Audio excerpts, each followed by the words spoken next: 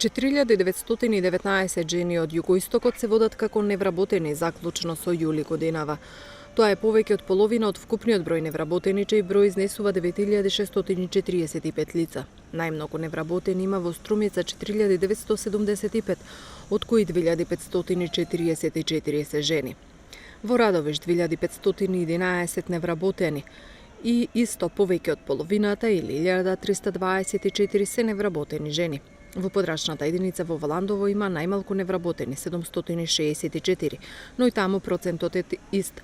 Повеќе од 50% или 335 жени се невработени.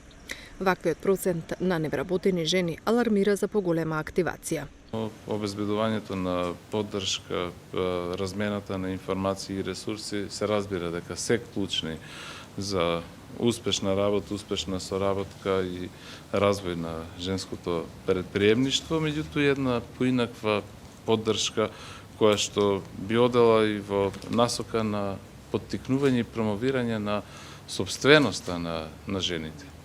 Претходно беше кажано, нели, колку малку банките ги поддржуваат жените, понатаму колку постојат од една страна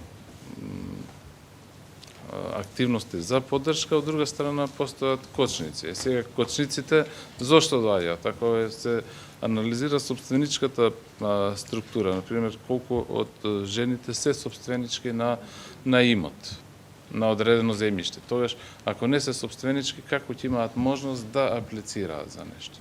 Така. И треба да се проработи на крај и на тоа прашање. На крај на краишта, ако зборуваме за еден еднаков пристап на мажи и жени, пун ресурси, тогаш јас не го гледам ризикот дали имотот со кој што јас ќе располагам ќе биде на името на мојата сопруга или ќе биде на моје име.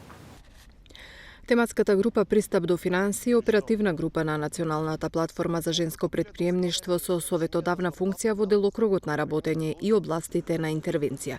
Активностите на тематската група се очекува да бидат корисни во однос на дефинирање, давање совети за креирање поширок контекст на политики и програми за пристап до финансии во рамки на кои ќе се придонесе кон развој на женското предприемништво.